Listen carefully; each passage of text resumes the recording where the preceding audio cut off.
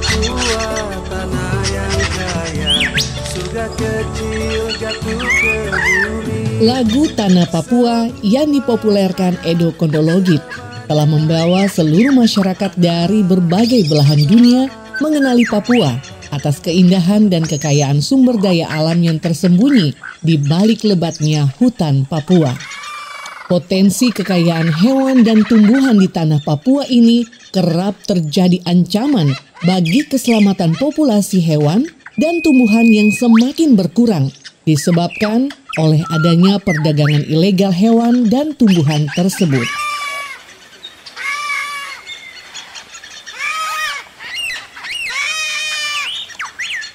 Opyor Kalami, pemuda suku Moi di Papua Barat Daya, menyoroti masih tingginya perdagangan hewan dan tumbuhan dilindungi yang dilakukan oleh oknum karena permintaan dan harga yang ditawarkan cukup tinggi, sehingga banyak masyarakat di kampung tergiur dengan tawaran tanpa memikirkan adanya kerusakan maupun menurunnya populasi hewan dan tumbuhan yang dilindungi di tengah habitatnya di hutan Papua.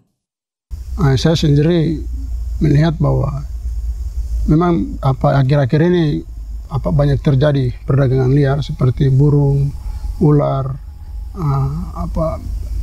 kuskus. Kalau menurut saya itu sebenarnya keluarga-keluarga yang punya berpikiran sampai untuk menjual hal-hal begitu, sebenarnya kalau menurut saya itu cara yang salah sebenarnya. Memang kita tahu mereka butuh ekonomi, tapi ada cara untuk ekonomi itu berkembang juga ada sebenarnya. Misalnya kita kita menjaga hewan-hewan itu, terus kita buka jadi lokasi wisata, misalnya dalam satu lokasi, supaya kan, tanpa menjual dia, tapi orang datang cuma foto, kita mendapatkan hasil ekonomi dari situ. Itu. Jadi saya juga memang kalau secara pribadi melihat hal itu saya rasa kesal sebenarnya, karena jangan kita bicara terkait hari ini saya, tapi coba kita lihat yang ke depannya nanti, beberapa tahun ke depan. Karena jangan sampai kita bilang cenderawasih, tapi anak cucu kita tidak lihat. Ya nanti mereka sampaikan, Bapak tipu, itu mitos semuanya. Itu yang saya takutnya begitu. Terus itu memang kalau burung sendiri, terus jenis hewan yang ada di wilayah suku Moi itu memang sangat banyak. Tapi akhir-akhir ini mulai makin berkurang. Karena itu tadi, mereka menjual ke orang lain, jadi sebenarnya kalau menurut saya itu hal yang salah sebenarnya. Opyor Kalami juga menyebutkan sosialisasi dan penegakan hukum yang belum maksimal menjadi faktor penyebab masih tingginya tindakan perdagangan hewan dan tumbuhan dilindungi. Memang hukum jelas, hukum itu tegas. Tapi masyarakat punya pandangannya beda. Mereka bilang ini haknya mereka, karena itu wilayah adatnya mereka. Jadi siapapun tidak bisa ganggu mereka. Mereka mau olah apapun dalam itu hak mereka. Itu jadi kita tidak bisa salahkan masyarakat. Yang saya memang tidak bisa salahkan masyarakat. Yang saya agak sedikit koreksi sedikit itu tidak ada penjelasan yang baik kepada masyarakat itu. Karena kita mau bikin hukum di atas hukum, tapi yang punya hak masyarakat adat. Jadi mereka yang punya wilayah, mereka mau jual kayu, mau jual burung, itu hak mereka. Jadi saya tidak bisa salahkan masyarakat untuk terkait bagian itu. Cuma penjelasannya saja yang kurang kepada mereka. Kalau kita berikan penjelasan yang baik, pasti mereka ikut yang baik. Kita semua orang Papua, terkhusus buat suku Moi, bagaimana untuk kita menjaga, kita punya hutan, satwa liar yang ada di hutan ini. Pesan saya itu karena begini, kalau hari ini kita bunuh hewan-hewan itu hilang, atau kita tebang kayu itu hilang, karena hewan itu dia bergantungnya kepada kayu juga. Jadi kalau kayu tidak ada, maka hewan seperti burung itu pun tidak ada di tempat itu juga. Jadi pesan saya, kita jaga barang ini serapi mungkin untuk kita panak cucu itu lebih bagus. Daripada kita jual hari ini untuk kita orang, sedangkan kita panak cucu dinikmati itu. Jadi yang terakhir saya punya estek selalu tuh, kau jaga alam, itu alam akan jaga kau. Percaya itu Tuhan kata. Aktivis pemerhati satwa, Maurits menyebutkan, kesulitan terbesar menuntaskan kasus perdagangan hewan dan tumbuhan dilindungi, yakni disebabkan oleh masih rendahnya pemahaman warga untuk tidak berburu hewan dilindungi, karena akan berdampak terhadap penurunan jumlah populasi dan mengancam terjadinya kepunahan. Memang kita untuk membatasi perdagangan satwa itu di mana alur perkembangan yang selalu naik terus dan permintaan pasar yang meningkat seperti itu ya. Jadi kebanyakan teman-teman aktivis lingkungan, terus LSM juga yang membantu pemerintah untuk di dalam pendampingan masyarakat dan juga perlindungan terhadap satwa liar. Nah itu kita selalu berupaya terus bagaimana strategi untuk mengembangkan kolaboratif pengelolaan dan juga bagaimana supaya bisa kita bilang membatasi perdagangan atau mengurangi begitu, karena kita tidak bisa betul-betul menghentikan, karena kita lihat di dalam masyarakat hukum adat sendiri di Papua itu masih menganut budaya meramu. Nah jadi sebenarnya jika ada permintaan pasti mereka ambil begitu.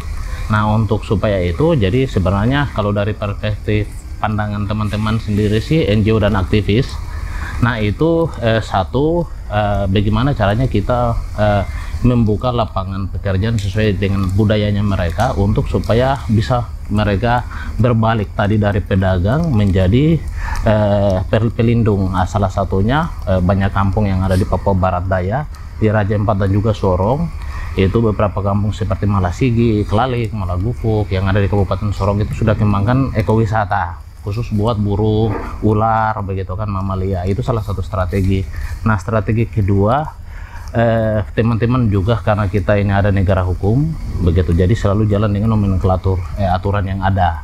Karena di Papua Barat itu kalau tidak salah tahun 2018 itu sudah ada deklarasi TSL, dan itu kolaboratif antara pemerintah, masyarakat, NGO, bahkan dengan penegak hukum.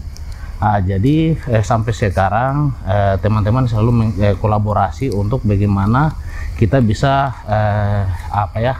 ibaratnya melihat, menindak begitu kan, dan juga mengembangkan jaringan kerjasama begitu dari level tapak sampai ke level pemerintahnya begitu. Jadi strategi itu akhirnya ada bangun yang namanya tim tindak pidana kehutanan seperti itu. Bagaimana masyarakat yang tadinya jadi objek, mereka jadi subjek pengelolaan begitu di dalam strategi itu juga begitu. Jadi informasinya itu langsung dari masyarakat, terus biasa di level kabupaten atau kota itu ada tim yang juga standby di situ, terus ada juga bekerja sama dengan seperti karantina, karena mereka yang punya kewenangan untuk memproses itu. Terus Gakum yang juga punya, kalau memang itu ada kedapatan bahwa dia harus diproses karena dia adalah oknum, nah itu biasa langsung teman-teman bagaimana kolaborasikan itu untuk bisa diproses. Tapi kalau itu hanya karena tadi masyarakat atau pihak yang memang karena ada permintaan, nah itu biasa mereka bikin pernyataan saja. Tetapi itu upaya-upaya yang selama ini dilakukan. Dan berbicara perdagangan satwa liar, saya pikir dari tahun ke tahun selalu meningkat walaupun tim semakin kuat begitu. Jadi dari kita sebenarnya sih dengan adanya kolaboratif pengelolaan ini, nah itu sebenarnya membuka banyak ruang gerak buat kesadaran semua pihak untuk ya selalu pasti berupaya terus untuk bagaimana cara mencegah itu.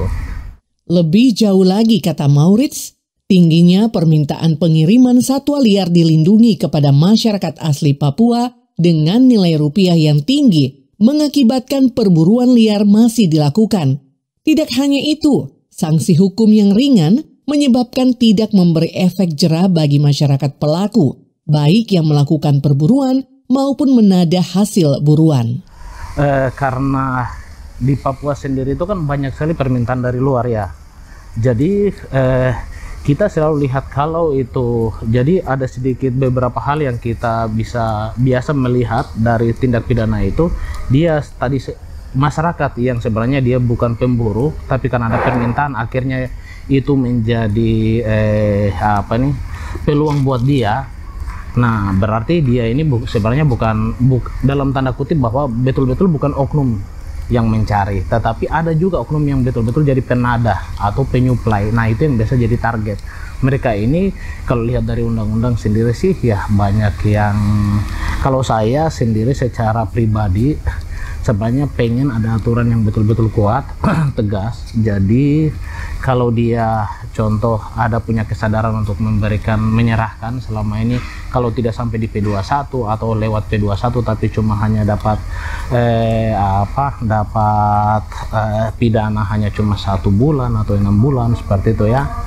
Saya pikir atau bahkan 2 tahun, rata-rata seperti itu, 2 tahun begitu kan. Dan itu saya pikir saat dia kembali dia akan melakukan hal yang sama. Jadi memang mungkin ada aturan atau regulasi yang lebih kuat begitu, atau mungkin ada banyak di daerah atau di pusat atau daerah sendiri mengeluarkan regulasi yang betul-betul khusus bagi satwa-satwa yang dalam catatan tanda kutip itu satwa dilindungi, kedua satwa yang terancam punah, ketiga satwa endemik Papua.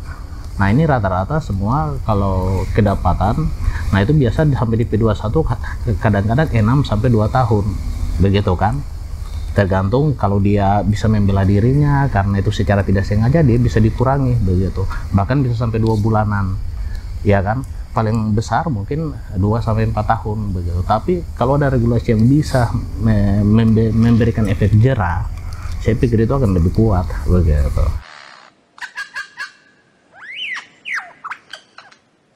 Kepala Dinas Lingkungan Hidup, Kehutanan, dan Pertanahan Provinsi Papua Barat Daya, Julian Kelly Kambu mengatakan, berbagai upaya untuk menggagalkan penyeludupan satwa endemik Papua, khususnya yang dikirim dari Sorong, cukup tinggi.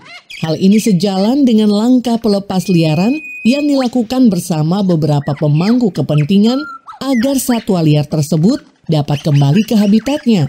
Apalagi, kata Julian Kelly Kambu, hewan dan tumbuhan di tanah Papua termasuk langka dan tidak banyak ditemukan di daerah lain di Indonesia, apalagi di luar negeri. Aturannya sudah ada, mungkin kurang dalam penegakan ini, dan yang bisa melakukan misalnya pengiriman satwa endemik Papua keluar, dan sebagian yang masuk di dalam sangkar untuk sementara penyesuaian dan adaptasi seperti kita lihat di belakang, ini dikirim dari Surabaya, dari Sulawesi. Itu mereka menangkap di sana, teman-teman BKS Jaya dari sana, kemudian mereka mengecek datangnya dari mana, kemudian dikembalikan ke daerah asal.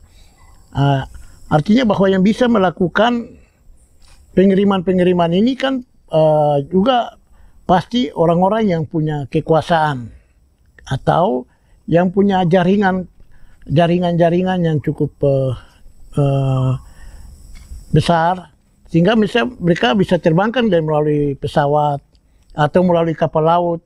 Kalau masyarakat biasa saja tidak mungkin, mereka tidak punya jaringan itu, sehingga ke depan kami akan melakukan koordinasi dengan pihak-pihak terkait, termasuk dari TNI Polri, dari kemudian dari mitra yang lainnya, stakeholder lainnya, untuk kita sama-sama menjaga potensi alam kita, harta kekayaan kita yang dalam bentuk satwa flora fauna ini untuk tidak lagi dikirim keluar. Dan apabila ditemukan, maka kita harus tegakkan aturannya sehingga menjadi efek jera.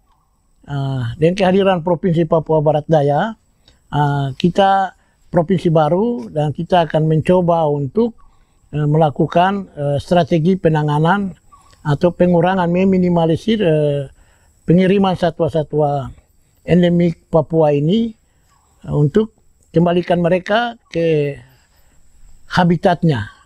Jadi mereka tidak bisa hidup di tempat lain, dan mereka hanya bisa hidup di tanah Papua, dan kita harus menjaga mereka dan menjaganya untuk keberlanjutan, mendukung pembangunan di sektor kehutanan. Jadi ada potensi seperti kita bisa mendengar suara burung, mendengar suara burung yang bervariasi. Ini juga bagian dari tujuan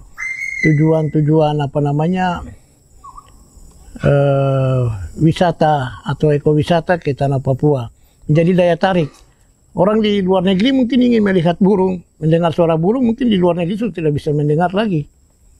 atau di bagian Indonesia lain sudah tidak bisa mendengar suara burung. Tapi kalau di tanah Papua, kita masih bisa mendengar. Apalagi kita di Papua Barat Daya ada Taman Wisata Alam yang ada di kilometer 14, sangat dekat dan punya nilai jual. Tinggal bagaimana dilakukan kolaborasi antara Dinas Kehutanan, Lingkungan Hidup, dan Pertanahan, kemudian teman-teman di Balai BKSDA, pariwisata, dan semua stakeholder dan mitra pembangunan. Kita mengelola kawasan yang ada, dijual kepada mereka yang ingin melakukan tujuan wisata. Julian Kelly Kambu mengatakan, satwa endemik Papua merupakan simbol bagi orang Papua, sehingga diharapkan seluruh masyarakat di tanah Papua dapat berperan untuk mendukung upaya menjaga pelestarian alam dengan menjaga potensi hewan dan tumbuhan endemik Papua, maka dapat mewariskannya kepada generasi di masa depan. Ya, kembali seperti yang tadi kami sampaikan bahwa ini satwa endemik kami, ciri khas kami, identitas kami, harga diri kami, itu melekat juga di satwa endemik ini. Sehingga kita harus, mau tidak mau, suka tidak suka, kita harus menjaga. Dan kalau bukan kita orang, siapa lagi? Sehingga kewenangan yang ada pada kami akan melakukan koordinasi, komunikasi dengan teman-teman pihak stakeholder lainnya, kemudian dengan bagian-bagian penerbangan, misalnya transportasi udara, atau dengan KSOP, Pelni, Pelindo, semua kita harus rapat bersama untuk kita buat satu kesepakatan.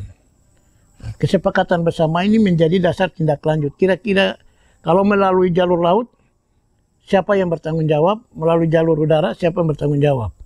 Dan kalau ditemukan seperti itu, maka sanksinya seperti apa? Itu kita harus buat kesepakatan dulu. Dan ada undang-undang konservasi yang baru direvisi. Mudah-mudahan dalam jangka waktu dekat kita coba melakukan rapat intern untuk melihat ini, karena kita sendiri juga belum dilakukan sosialisasi itu, undang-undang konservasi yang baru. Tetapi kami akan mendapatkan itu, mungkin sudah masuk dalam lembaran negara, dan itu kalau sudah ada tinggal kita sosialisasi, kita buat pertemuan dengan stakeholder internal, eksternal, kemudian kita bagaimana membuat komitmen bersama untuk menjaga.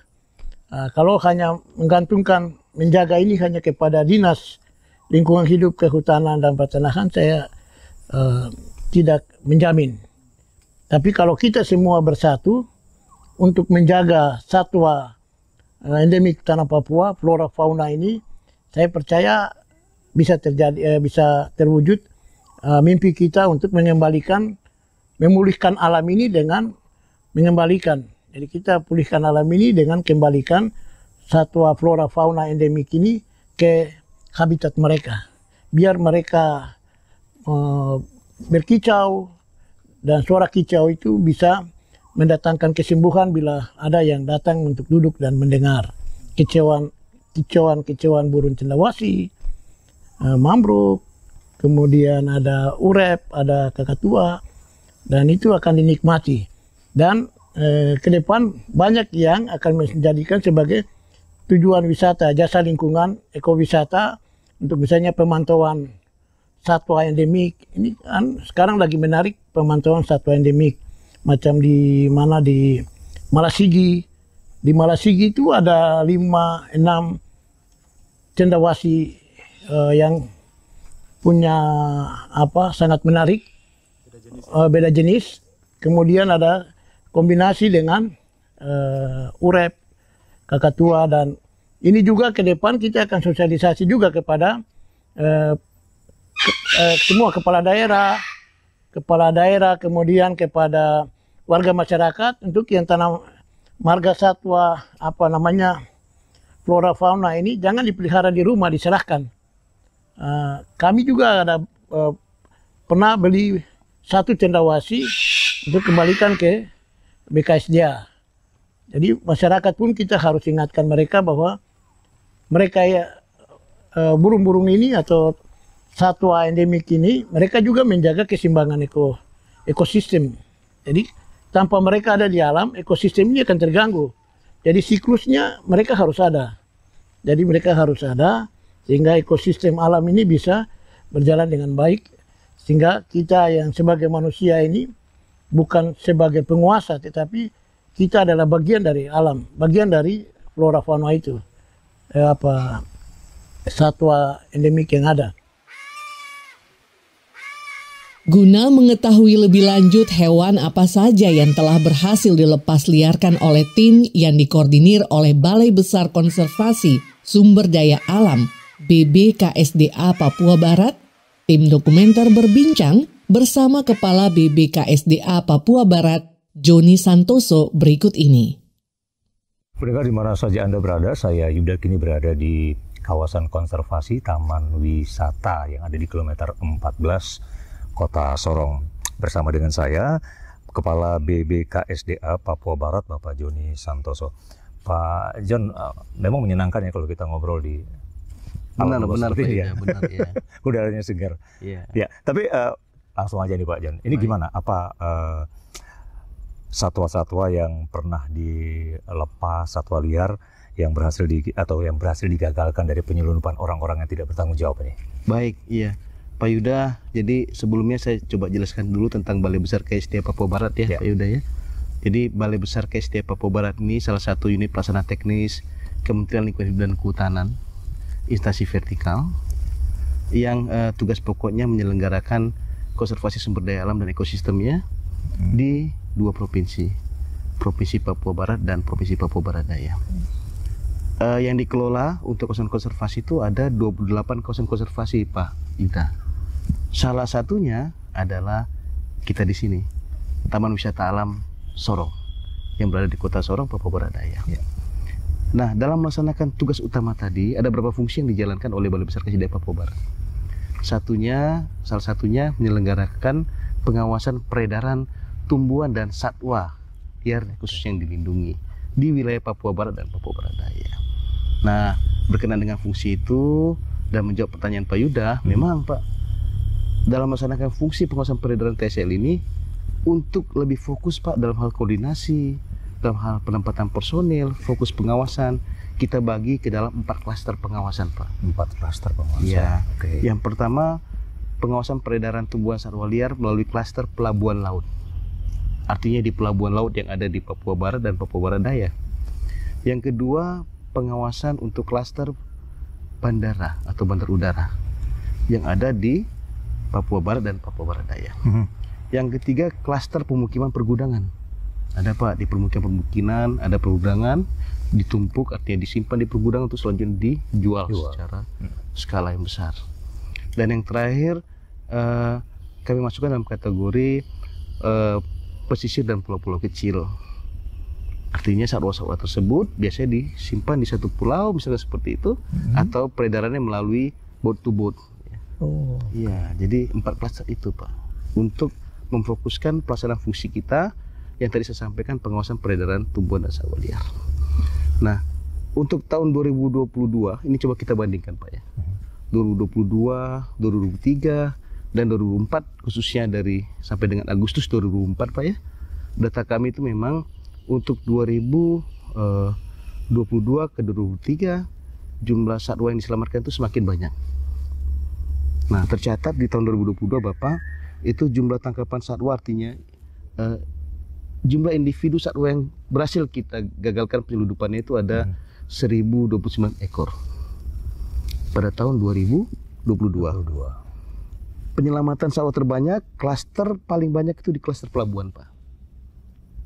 Hampir 50% lebih itu dari pelabuhan laut. Disusul dengan bandara atau bandar udara, disusul lagi dengan pemukiman dan akhirnya pesisir antar pulau. Di tahun 2022. Kemudian 2023 meningkat Bapak. Dari 1029 individu itu menjadi 2311 individu satwa berhasil kita gagalkan penyelundupannya. Tetap dari pelabuhan. Paling terbanyak tetap Pak, masih dari pelabuhan 799 individu ya. Kemudian bandara sama Nah, tetapi ini ada peningkatan. Klaster pesisir dan terpulau itu meningkat. Kalau 2022 itu yang nomor 4, kerawanannya sekarang naik nomor 3.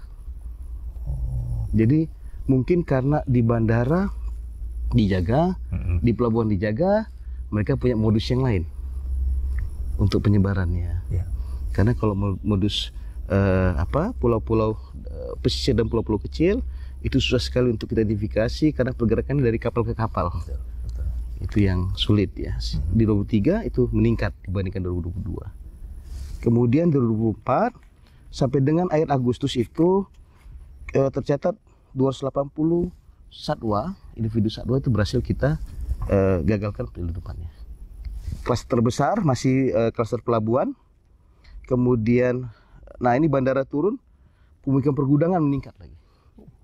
Jadi begini, jadi upaya-upaya penyelundupan ya, atau membawa secara ilegal tumbuhan dan satwa liar yang dalam hari ini kita khususnya satwa, modus ini berubah. Nggak habis akal mereka ya? Tidak habis akal. Ya, modus ini terus berubah. Nanti misalkan dia melihat di pelabuhan laut ketat, dia melihat di bandara udara ketat, dia pindah ke pesisir dan pulau-pulau kecil. Kalau misalkan ini dia melalui, kalau dia lihat ketat di tempat yang lain, mungkin dia berpindah ke pemukiman atau pergudangan. Jadi disimpan dulu di sana, nunggu aman, baru dibawa. Gitu ya. Jadi klasternya, modusnya berubah-ubah, tapi kami sengaja memang mengklasterkan untuk 4 ini sehingga penempatan personil juga fokus, koordinasi dengan stakeholder terkait juga fokus, sehingga proses penyelamatan satwa juga fokus.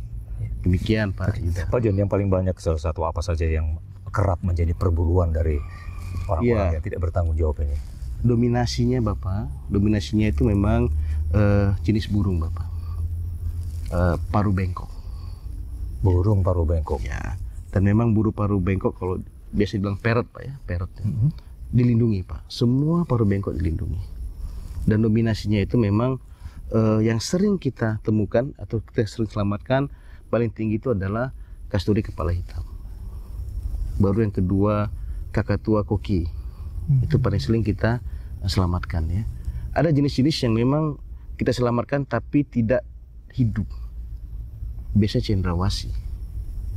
Karena cendrawasih sensitif. Risiko dibawa keluar dari Pulau Papua sampai di tempat lain sudah mati. Sehingga banyak cendrawasih keluar dalam bentuk offset. Dia offset di sini, dia bawa melalui misalkan bandara udara atau pelabuhan sebagai souvenir. Dan itu berhasil kita gagalkan. Jadi kalau khusus cendrawasih jarang kita gagalkan dalam keadaan hidup, tapi dalam keadaan offset. Kemudian selain jenis burung, yang paling sering juga itu adalah reptil, khususnya ular. Jadi ular-ular di tanah Papua ini seperti sanca hijau, itu pet, jadi pet piaraan di Makassar atau tempat-tempat lain di Jakarta atau di Surabaya, itu menjadi pet bagi beberapa orang yang suka memelihara. Dan memang sanca hijau ini secara tampilan menyenangkan untuk jadi pet.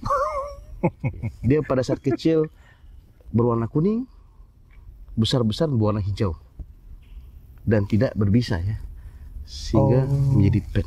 Umumnya baik burung, reptil yang sering diselundupkan ya, itu menjadi pet ya, peliharaan. Menjadi pet oleh masyarakat tertentu yang kita khawatirkan nanti semakin banyak keluar dari tanah Papua, malah tanah Papua tidak ditemukan, malah ditemukan di pulau lain. Padahal tadi paru bengkok, sanca hijau ini kan endemiknya Papua. Seperti itu. Pak John, padahal kan kita sudah punya undang-undang yang cukup memprotek dan mengatur, sehingga hewan-hewan ciri khas Papua ini tidak bisa keluar. Tapi kenapa sampai bisa seperti itu? Ya, jadi memang ya lazimnya sebagai beberapa pihak itu banyak melihat ini sebagai bisnis. Karena sepanjang dia memperoleh keuntungan, ya, dia memperoleh keuntungan dari transaksi ini, maka dia melakukan banyak hal atau berbagai hal, banyak cara untuk bisa mengeluarkan ini. Kalau penegakan hukum kita lakukan dengan stakeholder terkait, saya pikir untuk Balai Besar KSDA Papua Barat lumayan banyak Bapak. Kita bekerja sama dengan Polri, baik Polairut, Polres atau Polresta setempat, Polsek Pengawas Pelabuhan. Kemudian kita dengan balai kami juga ada namanya Balai Penegakan Hukum yang bisa memproses hukum. Kita juga bekerjasama dengan banyak NGO ya yang menginformasikan kepada kita, memberikan informasi-informasi bermanfaat, kapan turun, siapa yang bawa dan sebagainya. Kita bekerjasama juga dengan NGO, masyarakat yang juga pemerhati konservasi. Di tahun 2022 kita itu berhasil melakukan penegakan hukum itu 6 kasus, Bapak. 6 kasus 2022. Ya, dari 1029 individu yang diselamatkan tadi, Ya. itu ada 6 yang dinaikkan sebagai kasus. 6 kasus yang dinaikkan. Kemudian 2023 memang masih banyak proses, tapi yang sudah selesai di tahun itu ada 4 kasus sampai keputusan, Pak ya. Sampai ingkrah keputusan itu dari 2311. Nah, di 2024 ini sampai dengan Agustus tuh baru 2 penegakan hukum. Jadi 2022, 2023, 2024 penegakan hukum terus ada. Nah, dan memang kita harap terus berkurang ya. Artinya semoga dengan penegakan hukum yang telah dilakukan sebelumnya, selain itu sosialisasi yang dilakukan bisa mengundang simpati masyarakat luas ya terhadap pentingnya satwa-satwa ini di ekosistemnya, di habitatnya ya, sebagai bagian dari sebuah rantai makanan tentunya, sehingga upaya-upaya penyeludupan satwa secara ilegal itu bisa berkurang atau mungkin ke depan tidak ada sama sekali. Demikian Pak Yuda. Pak John, itu mungkin yang muncul, yang ketahuan gitu ya. Tapi mohon maaf, kadang-kadang udah ketahuan tapi sepertinya kasusnya tidak bisa sampai betul-betul membuat mereka jerah. Apa pendapat Pak John ini? Jadi selain memang upaya penyertahuan itu ada sebuah proses Pak ya, sebuah proses, memang juga ada perubahan kebetulan sudah ada perubahan regulasi Bapak. Jadi dulu kalau masih berdasarkan Undang-Undang Nomor 5 Tahun 90 tentang konservasi sumber daya alam dan ekosistem ya, itu ketentuan pidananya sebagai berikut Pak. Jadi misalkan membawa, menjual satwa baik utuh maupun bagian-bagiannya, ketentuan pidananya itu kalau dia sengaja maka dia diancam hukuman pidana penjara itu maksimal 5 tahun dan denda maksimal 100 juta gitu ya. Kalau kelalaiannya beda lagi. Ya. Nah, sekarang sudah berubah. Jadi sudah ada undang-undang yang baru Agustus kemarin, 7 Agustus itu Undang-Undang Nomor 32 Tahun 2024. Sekali lagi Undang-Undang Nomor 32 Tahun 2024 itu tentang perubahan atas Undang-Undang Nomor 5 Tahun 90 tentang konservasi sumber daya alam hayati dan ekosistemnya. Nah, ini sudah lebih naik Pak. Kalau tadi maksimal 5 tahun dan denda 100 juta, ini bisa dimasukkan ada minimal ada maksimalnya Pak. Jadi paling singkat sekarang 3 tahun. Dan ada pidana denda itu masuk kategori 4 dan kategori 7 ya. Jadi mungkin dari 200 juta sampai dengan hampir 50 miliar kan itu. Ada ketentuan golongan-golongan pidana dendanya. Pak, hukum ini untuk semua hewan dan juga tumbuhan. Tumbuhan juga. Iya. Dan itu berlaku untuk semua masyarakat ya. Berlaku untuk semua masyarakat ya. Tidak ada tebang pilih. Iya Pak. Memang proses kita biasanya Pak, kita tidak langsung melakukan penegakan hukum. Kita membuat surat pernyataan ya. Karena kita menyadari bahwa mungkin belum semua lapisan masyarakat kita sudah mengunjungi, memberikan sosialisasi, mungkin belum. Biasanya kalau yang baru sekali dan kita tahu memang karena ketidaktahuannya, kita secara persuasif, tetapi memang umumnya penegakan hukum yang kami lakukan itu kepada orang yang sudah berulang melaksanakan Pak. Seperti itu. Tapi tidak juga dengan tapi tetap dengan semangat juga bagaimana semakin intensif bersosialisasi kepada masyarakat luas, juga bekerjasama dengan stakeholder terkait ya, terkait ketentuan yang ada. Ini contoh yang ini baru ini Pak ya, baru 7 Agustus ya. Benar. Jadi harus cepat disosialisasikan. Contohnya di sini sudah ada Pak, melalui elektronik saja sudah ada ketentuannya.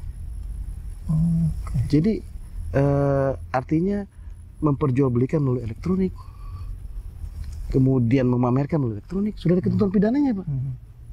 Apalagi khusus untuk tujuan yang komersial. Nah, ini perlu segera disosialisasikan ya. Jadi tidak hanya yang langsung saja Pak ya. Kalau kita sering kan di bandara pelabuhan ini melalui online juga, melalui elektronik juga sudah ada. Pak John, biasanya mereka perorangan atau punya sindikat sih Pak? Nah, ada satu biasanya mereka sudah punya link Pak ya. Link, ya. Minimal kan mereka harus tahu mereka harus jual ke siapa. Betul. Jadi networknya itu mulai dari hulunya siapa yang menjerat, siapa yang menampung hingga siapa yang membeli. Nah seperti itu Pak. Oke. Nah lagi-lagi kenapa ini terus berjalan ya memang tantangannya bahwa ini dianggap sebagai proses bisnis karena ada keuntungan di dalamnya. Yang menggiurkan. Iya. Contohnya kakak tua raja, saya dengar di Sulawesi Selatan untuk Surabaya itu bisa 20 juta per ekor. Mambro juga bahkan ada 40 juta kalau kondisinya sehat. Ya. Baik. Seperti itu Pak Yuda. Ya, makasih informasinya. Tanah Papua, tanah yang kaya, surga kecil jatuh ke bumi. Seluas tanah, sebanyak batu adalah harta harapan. Kekayaan sumber daya hayati tanah Papua dilukiskan masih menjadi misteri. Burung yang masih berkicau merdu di pelosok kampung hingga hutan menandakan keseimbangan hidup yang patut dijaga. Oleh karena itu, tidak salah jika manusia yang diberi nikmat oleh Tuhan turut menjaga dan melindungi setiap potensi kekayaan alam yang dimiliki oleh tanah Papua. Sebab Tuhan telah memberikan anugerah surga kecil yang jatuh ke bumi. Itulah tanah Papua.